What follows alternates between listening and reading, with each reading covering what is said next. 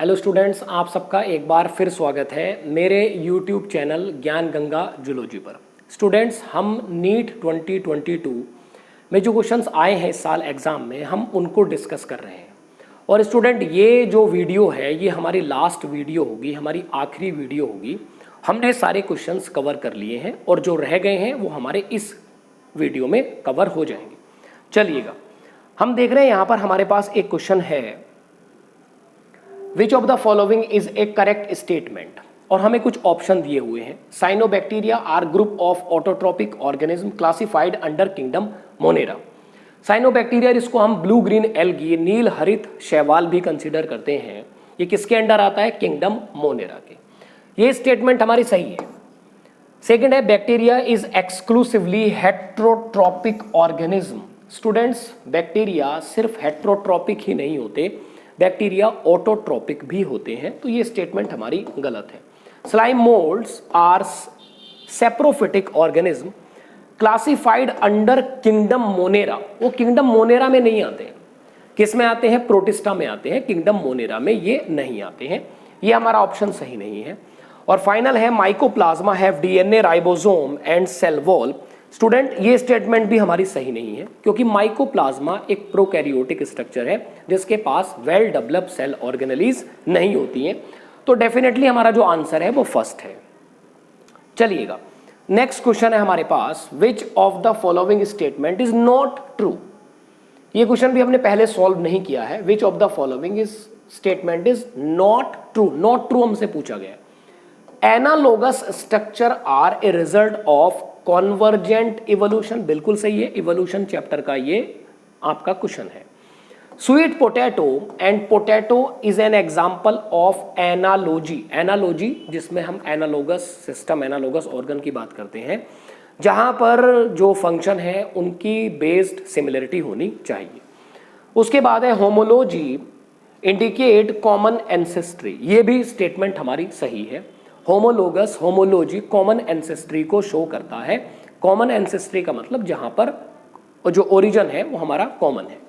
Finally, flippers of penguin and dolphin are a pair of homologous organ. हमसे पूछा है not true, यही हमारा आंसर है। ये बात सही नहीं है, ये होमोलॉजी को सपोर्ट नहीं करते, ये सपोर्ट करते हैं एनालॉजी को। चलिएगा, आगे चलते हैं। हमारे पास आगे स्टेटमेंट है हमारे पास ह्यूमन इंसुलिन से। Statement related to human insulin are given below, which statement is are correct about genetically engineered insulin. First option है, pro hormone insulin content extra stretch of C peptide. क्या उसके पास C peptide होते हैं? B है, A peptide and B peptide chain of insulin were produce separated in E coli, extracted and combination by creating disulfide bond between them. Insulin used for treatment diabetes was extracted from cattle and pigs. क्या हमने उसको cattle और pig से लिया है? Prohormone insulin need to be processed for converting into a mature and functional hormone. और E है, some patient develop allergic reaction the foreign insulin. इसका मतलब क्या हुआ कि कुछ लोगों को एलर्जी हो जाती है जो इंसुलिन को बाहर से ले रहे हैं एज ए फॉरेन प्रोडक्ट। तो हमसे जो पूछा गया है वो हमसे पूछा गया है, यहां पर हम देखते हैं क्या पूछा है उसने हमसे, करेक्ट अबाउट, कि बिल्कुल सही क्या है। हमारे पास जो आंसर है वो बी है। बी स्टेटमेंट हम देखते हैं, A peptide and B peptide chain insulin were produce separately in E coli, बिल्कुल सही है। Extracted and combined by creating disulphide bond, disulphide bond इनके बीच में होता है। तो यही स्टेटमेंट हमारी सही है। हमारा जो आंसर होगा वो यहां पर है, ये सेकंड आंसर है। जिन लोगों ने ये किया है उनका क्वेश्चन सही है। फाइनली आगे चलते हैं। Select the incorrect statement regarding synapse. Synapse क्या होता है? ये हमने न्यूरल कंट्रोल एंड कोऑर्डिनेशन में पढ़ा है। साइनेप्सी क्या होते हैं? जहां पर pre synaptic membrane, post synaptic membrane, synaptic cleft, इस तरीके का अरेंजमेंट हमने पढ़ा है। देखिएगा, ये आपसे पूछ रहा है इनकरेक्ट स्टेटमेंट, हमें इनकरेक्ट स्टेटमेंट बतानी है। पहला है, the membrane of pre synaptic and post synaptic neuron are in close proximity in and electrical synapses. ये बिल्कुल सही बात है। सेकेंड है electrical current can flow directly from one neuron into the other across the electrical synapse, ये भी बिल्कुल सही है। उसके बाद है केमिकल साइनेप्सी यूज न्यूरोट्रांसमीटर, हमने पढ़े हैं न्यूरोट्रांसमीटर लाइक एसिटाइल कोलाइन और अदर भी न्यूरोट्रांसमीटर है, ये स्टेटमेंट भी हमारी सही है। Finally impulse transmission across a chemical synapse is always faster than electrical। Student ऐसा कभी नहीं हो सकता। अगर हम ऑलवेज बात करते हैं, ये कह रहा है आपसे केमिकल साइनेप्सिस ऑलवेज फास्टर, नहीं ऐसा नहीं है, केमिकल साइनेप्सी ऑलवेज फास्टर नहीं होगा।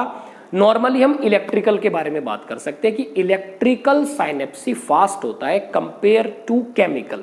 तो हमारा जो आंसर है वो यही होगा।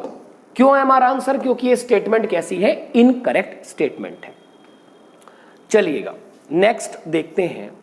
ये हमारे पास मैच आता है, ए और बी हमें लिस्ट दी हुई है, respected method of contraception and their respective action, list A and list B. देखिएगा स्टूडेंट, डायाफ्राम है और दूसरी साइड हमें inhibit ovulation, contraceptive pills, intrauterine device, lactational amenorrhoea, इन सब के बारे में हमें बताया गया है।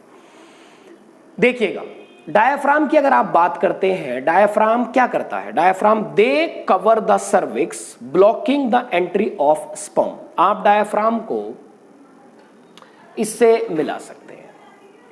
कॉन्ट्रासेप्टिव पिल्स क्या करते हैं? Inhibit ovulation and implantation. Intrauterine device क्या करते हैं? Intrauterine device increase phagocytosis of sperm with in uterus. Intrauterine device ये 3 टाइप के होते हैं, नॉन मेडिकेटेड होते हैं, आईयूडी होते हैं, हार्मोन रिलीजिंग आईयूडी होती है। तो यहां पर इंट्रायूट्राइन डिवाइस इससे रिलेटेड।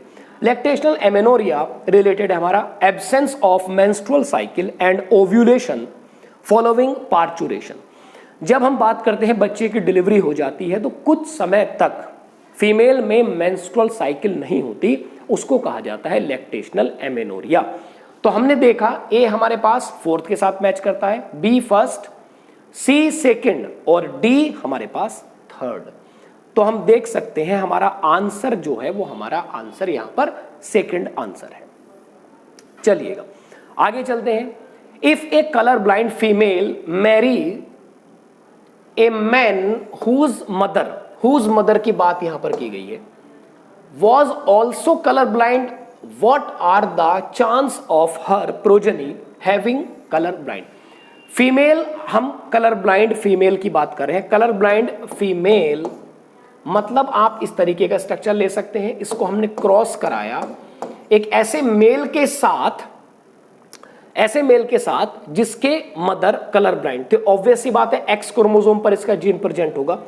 तो स्टूडेंट जब आप इस क्रॉस को करते हैं तो हमारे पास जो आंसर आएगा वो हमारे पास ये आएगा, 100% प्रोजनी कैसी होगी? Colour blind. ठीक है, ये क्रॉस आप खुद से करके भी देख सकते हैं, आपको आंसर मिल जाएगा। नेक्स्ट हम आगे बढ़ते हैं।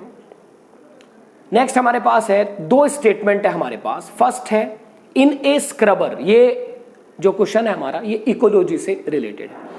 In a scrubber, the exhaust from the thermal plants passed through the electrical wire to charge the dust particles। क्या ऐसा होता है थर्मल प्लांट में? क्या इलेक्ट्रिकल वायर यूज किए जाते हैं? नहीं स्टूडेंट, वहां पर इस प्रोसेस को करने के लिए इलेक्ट्रिकल वायर यूज नहीं किए जाते। नेक्स्ट स्टेटमेंट देखते हैं। Particulate matter 2.5 can not be removed by scrubber but can be removed by an electrostatic precipitator. ये स्टेटमेंट हमारी सही है। तो आप कह सकते हैं हमारा जो आंसर है statement 1 is incorrect but statement 2 is correct. ये बिल्कुल सही है। चलिएगा नेक्स्ट है the incorrect statement with respect to acquired immunity. Acquired immunity क्या होता है स्टूडेंट? एक्वायर्ड इम्यूनिटी आप कहते हैं स्पेसिफिक इम्यूनिटी और जो बर्थ के बाद डेवलप होती है। देखिएगा primary response is produce when our body encounter a pathogen for the first time. ये बात बिल्कुल सही है। Anamnestic response is elicited on subsequent encounter with the same pathogen. ये भी बिल्कुल सही बात है। पहली बार अगर कोई पैथोजन आता है हमारी बॉडी टाइम लेती है उसको पहचानने में, लेकिन नेक्स्ट टाइम मेमोरी के बेस पर हमारी बॉडी, हमारा इम्यून सिस्टम उसको बड़ी जल्दी ही पहचान लेता है। नेक्स्ट है anamnestic response is due to memory of first encounter. जैसा कि अभी मैंने कहा, फर्स्ट एनकाउंटर की मेमोरी बनेगी, उससे ये चीज डेवलप होगी। Finally acquired immunity is non specific type of defence present at the time of birth. Student, सबसे पहले मैंने आपको यही बताया, एक्वायर्ड इम्यूनिटी नॉन स्पेसिफिक नहीं होती है, वो स्पेसिफिक होती है और at the time of birth present नहीं होगी। एट द टाइम कौन सी एंटीबॉडी आपकी इम्यूनिटी प्रेजेंट होती है? इन्नेट इम्यूनिटी, जिसको आप नॉन स्पेसिफिक कंसीडर करते हैं। हमारा जो आंसर होगा वो 4 होगा। चलिएगा, विच of the following statement is correct? हमसे करेक्ट स्टेटमेंट पूछी जा रही है। ये क्वेश्चन जो है आपका, ये बॉडी फ्लूइड्स एंड सर्कुलेशन से। The atrioventricular node AV node generate an action potential to stimulate atrial contraction. ये स्टेटमेंट सही नहीं है। The tricuspid and bicuspid valve open due to pressure exerted by the साइमultaneously कॉन्ट्रैक्शन ऑफ एट्रिया। स्टूडेंट, ये term भी हमारी सही नहीं है, ऐसा नहीं होता। Then blood move freely from atria to ventricle during joint diastole. ये बिल्कुल सही बात है। ज्वाइंट डायस्टोल की अगर आप बात करें, जिस समय हमारे हार्ट में ब्लड फिल होता है, ये उस स्टेटमेंट की बात की जा रही है। ये हमारा सही है। Increase ventricular pressure cause closing the semilunar valve, ये स्टेटमेंट भी हमारी सही नहीं है। हमारा जो आंसर है यहां पर 3rd होगा। देन देखिएगा, एक क्वेश्चन मॉलिक्यूलर बायोलॉजी से रिलेटेड है। 10 E. coli cells with 15N double stranded DNA are incubated in medium contacting 14N nucleotide. After 60 minutes, how many E. coli cells will have DNA totally free form 15N? Molecular biology से ये है question, और हम जो total sale की बात करते हैं, यहां पर हमें कितनी में सेल मिलेंगी? 60 सेल की बात यहां होगी।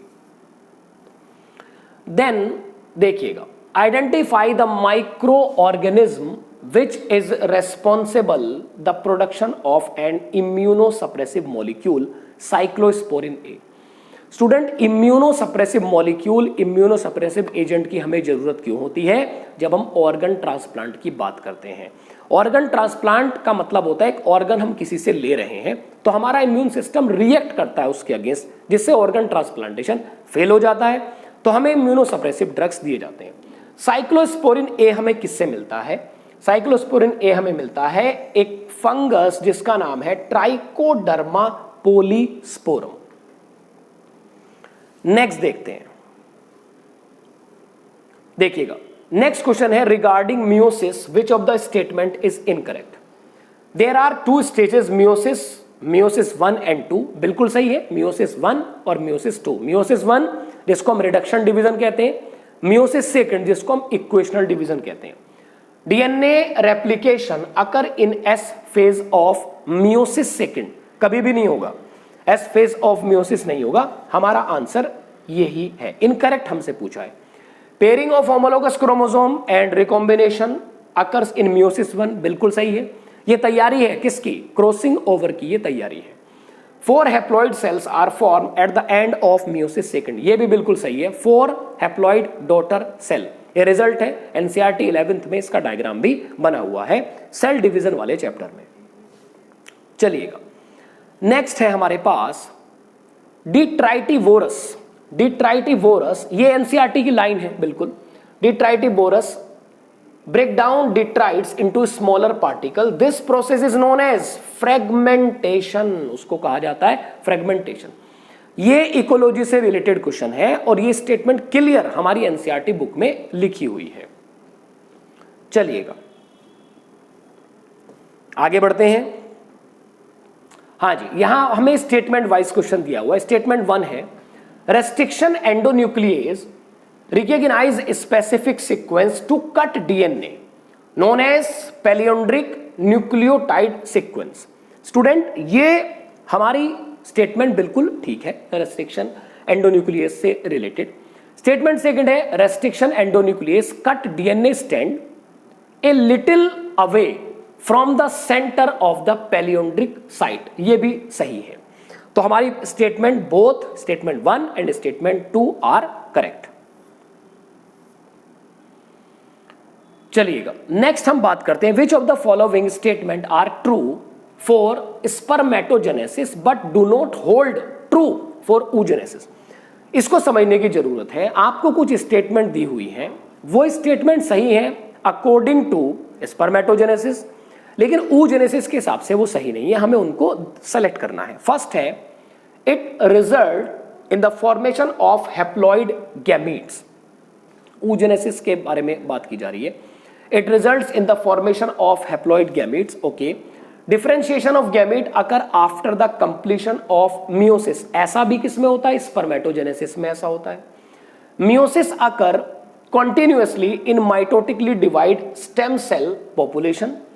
It is controlled by luteinizing hormone LH and follicle stimulating hormone FSH secreted by anterior pituitary gland. और फाइनली है it is initiated at puberty. Student, puberty की अगर हम इनिशिएशन की बात करते हैं तो ये स्पर्मेटोजेनेसिस के लिए बात हो रही है, ये oogenesis के लिए बात नहीं है। तो हम देखते हैं most appropriate B, C and E। B हमारे पास क्या है? बी है differentiation of gamete occur after the completion of meiosis. बिल्कुल सही है। जब हम देखते हैं प्राइमरी स्पर्मेटोसाइट में मियोसिस डिवीजन होता है, देन हमारे पास सेकेंडरी स्पर्मेटोसाइट बनता है। सेकेंडरी स्पर्मेटोसाइट में मियोसिस डिवीजन होता है, तब हमारे पास स्पर्मेटिड बनता है, लेकिन ऐसी कंडीशन मियोसिस में नहीं होती है। उसके बाद है सी है हमारे पास meiosis occur continuously in a mitotically divide stem cell population. बिल्कुल सही, मियोसिस कंटिन्यू होता है स्पर्मेटोजेनेसिस में, लेकिन oogenesis में मियोसिस कभी अरेस्ट हो जाता है, मतलब ऑर्गेनाइज वे में नहीं होता। और finally e statement initiated at puberty. Spermatogenesis ये oogenesis के हिसाब से सही नहीं है, तो हमारा आंसर डी होगा।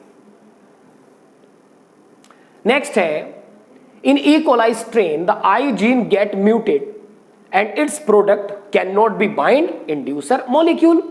आई जीन म्यूटेंट हो गया जिसका प्रोडक्ट जो है, product can not bind to the inducer molecule. Inducer कौन है? लैक्टोज होता है।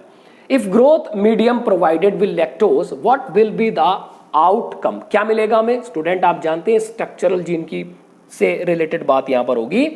Z, Y and A genes will not be translated. ये कंडीशन पॉसिबल नहीं हो पाएगी। तो स्टूडेंट्स इस वीडियो में हमने लास्ट कुछ ऐसे क्वेश्चंस डिस्कस किए हैं जो नीट 2022 एग्जाम में आए हैं। मुझे पूरी उम्मीद है इस वीडियो को देखकर आपके सारे डाउट क्लियर हो जाएंगे, और नेक्स्ट वीडियो के लिए आप जुड़े रहें मेरे यूट्यूब चैनल ज्ञान गंगा जूलॉजी से। स्टूडेंट्स, आपको अगर ये वीडियो अच्छी लगी है तो आप इसको लाइक करें, आप इसको शेयर करें। Best of luck and thank you so much.